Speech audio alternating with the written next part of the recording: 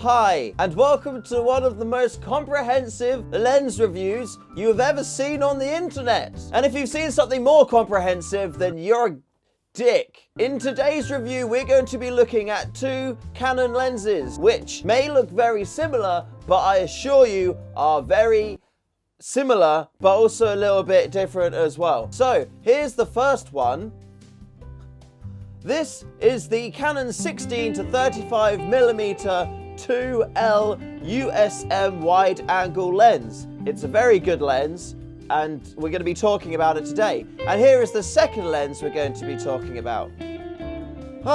This is the Canon 16-35mm IS USM lens. So you may be thinking, what's the difference? Well, this one's 2.8 throughout, this one is f4 throughout. So the only difference really is aperture, which this one's better, and this one has image stabilization, which makes that one better. So which one's better for you to use? Now, I'm not gonna take ages trying to divulge every bit of information about how many sets of glass is in there and stuff like that, because you don't care. I don't care how many glass is in there. Does it matter? Really? Does it matter? So first up, let's talk build quality. Between both of the lenses, I find the 2.8 version has a stronger build quality. This one's heavier, it feels more metally, and overall it just feels like it's got a sturdier construction. You know, it's definitely the kind of thing where if I had to pick one of the lenses to smack someone around the head for being an ignoramus,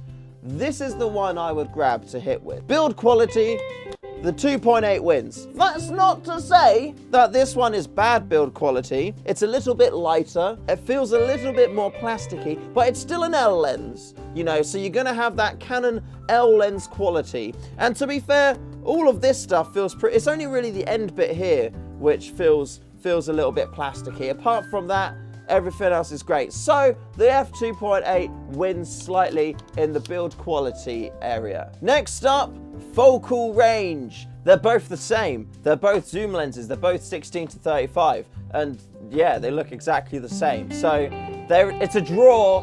Next topic, aperture. This one is clear to see which one wins. It's this one here. It's f2.8. So it's a wider aperture.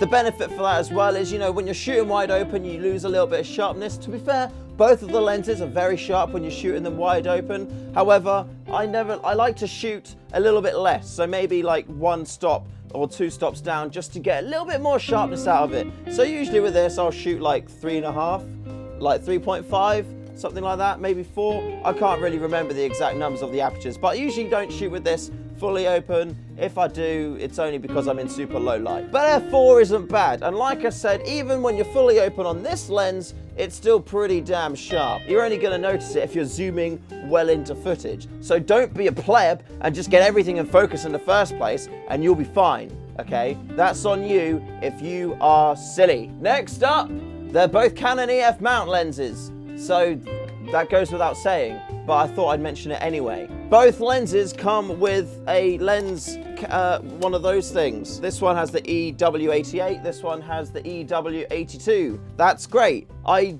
never shoot with those on because they're just a pain to haul around extra in the case. So you don't need them, but they come with them if you like them. By default though, the f4 version comes with arguably a better lens cap. I always find that the pinch in the middle ones are much better than these pinch at the edge ones. If you do get this one, I'd recommend you buy a new lens cap and replace it, because I've had this one pop off quite a bit. In fact, I bought a custom one for it. Well, not a custom one, I bought a new one for it, and I put that on there, and it was so much better. It's just much more sturdier on there. Also, top tip, what I do is I get a Tipex pen and I write on my lens caps what lens they are. It then makes it super easy to find the lens in your bag. It makes it really easy to tell what cap is for what lens as well. But a cool thing, which slightly takes the f4 version ahead of the f2.8, is the fact that the ring at the edge is 77mm, which is the same as my 70-200, which is the same as my 24-105. So all of my lenses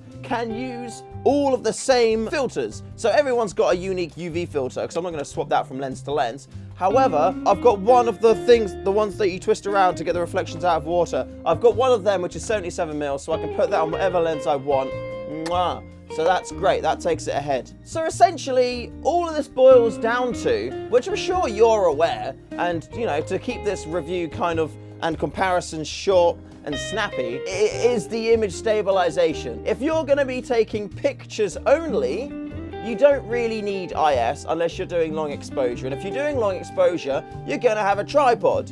So image stabilization doesn't really matter, in which case, go for the 2.8 if you find yourself doing low light situations regularly. If you're gonna be doing landscape photography at nighttime, then this is the puppy for you. However, this is also the more expensive one of the lenses. You're looking to spend about 670 quid, maybe-ish roughly, for one of these ones. However, for the F4, you can get it for about £100 less. This is all second-hand prices I'm talking about, by the way. So I bought this one first, because I was like, expensive things are better. And I completely ignored the fact that I shoot a shit ton of video and need the image stabilization. I thought I could just do it in post, but you know what? That was a stupid thought. So I bought this one first and then realized that even though it's a fantastic lens, I personally need the image stabilization. And now I am not buying any other lenses unless they have IS, which brought me through to this lens here. I'm sad it's f4. I would love to have it f2.8 or even wider,